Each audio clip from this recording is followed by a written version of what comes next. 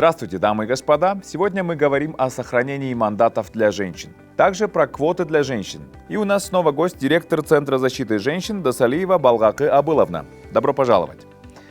11 апреля 2021 года впервые прошли местные выборы, на которых зарезервированы места для женщин. Каковы были результаты выборов? Какие произошли изменения? Расскажите нам об этом.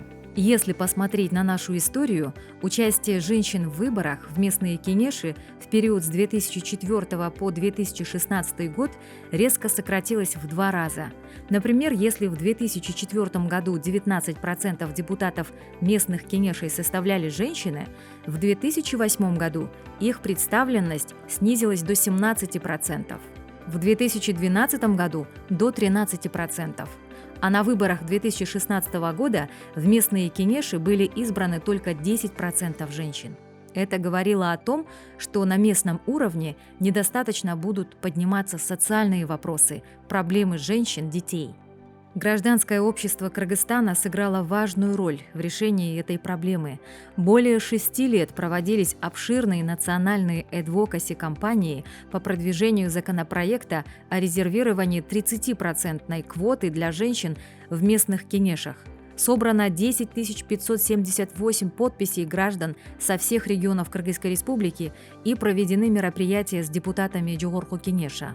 13 августа 2018 года Национальным советом Кыргызской республики по устойчивому развитию была предложена стратегия по совершенствованию избирательного законодательства Кыргызской республики. Задача 1.2 в стратегии предполагает следующее. Внедрение механизма гарантированного минимального 30% участия женщин в составах аилных кенешей.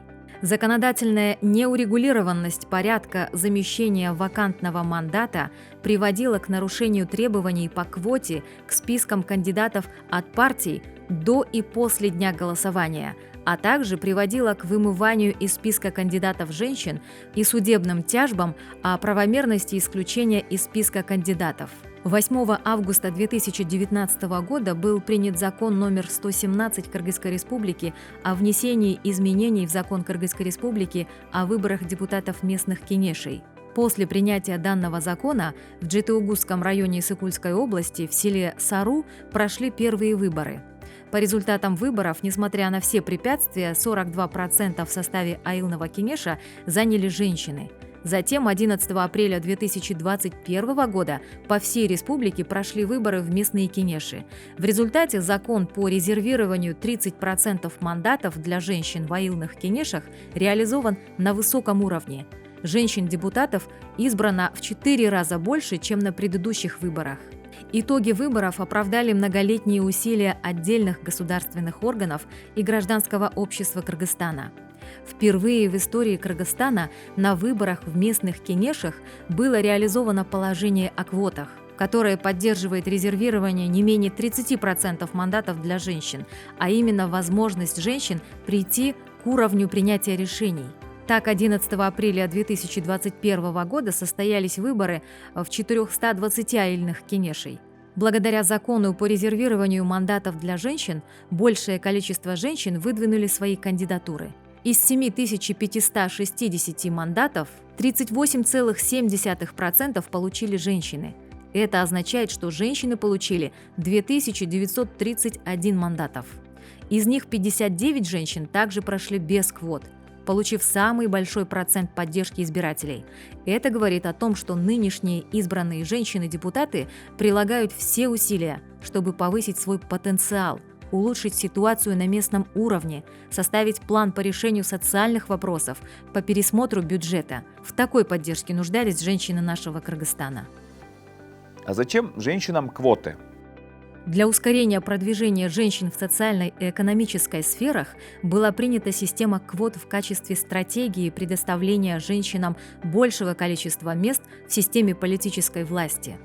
Квоты являются механизмом решения проблемы снижения участия женщин в политике, связанной с различными традиционными, социально-культурными, религиозными и другими причинами. Демократические процессы в стране напрямую зависят от представленности и участия женщин на уровне принятия решений. Понятия и механизмы специальных мер устанавливаются законодательством Кыргызской Республики.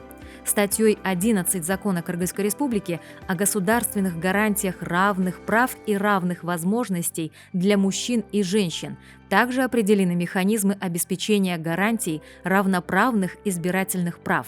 Результаты внедрения квот для женщин дают следующее. Обеспечение представленности женщин в депутатском корпусе айыльных кеңешей не менее 30%. Внедрение женского политического участия и женского политического лидерства. Учет интересов женщин, детей, социальные вопросы в деятельности местных кеңешей.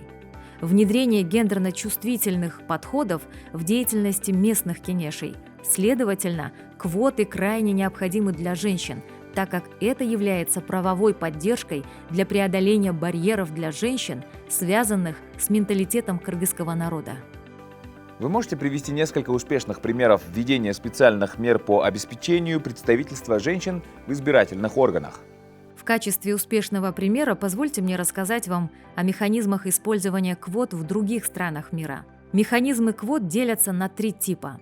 Резервные места. Эта система регулирует количество женщин или представителей малопредставленного пола, которые могут быть избраны в законодательные органы. Определенное количество мест в парламенте по закону выделяются менее представленному полу.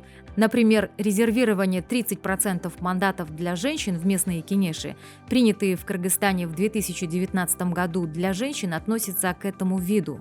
Добровольная квота – это своего рода внутренний механизм, который политические партии принимают в отношении представленности одного пола внутри партии при формировании списка партий. Это очень хороший признак зрелого сознания и солидарности политиков. Я считаю, что это хороший добровольный механизм, с помощью которого до 40% или 45-50% женщин занимают лидирующие позиции в партиях многих стран. Законные квоты кандидатов в соответствии с этой системой Конституции или избирательные партийные законы требуют, чтобы каждая партия имела определенное количество представителей разных в качестве кандидатов. Этот тип квоты обычно является обязательной формой квоты для всех партий, которые намерены получить депутатские мандаты. Например, во Франции разница между кандидатами обоих полов внутри партии составляет не более 2%. Если разница превысит 2%, то снижается финансирование со стороны государства. Думаю, что если бы у нас работали такие механизмы, то участие женщин в политике был бы выгоден и для государства. Во-первых, женщины стараются не допускать коррупционных действий. Во-вторых, они учитывают все сферы жизни, уделяя особое внимание социальной сфере. Большое спасибо за важное интервью. С нами была Балгакы Абыловна Досалиева, директор Центра поддержки женщин.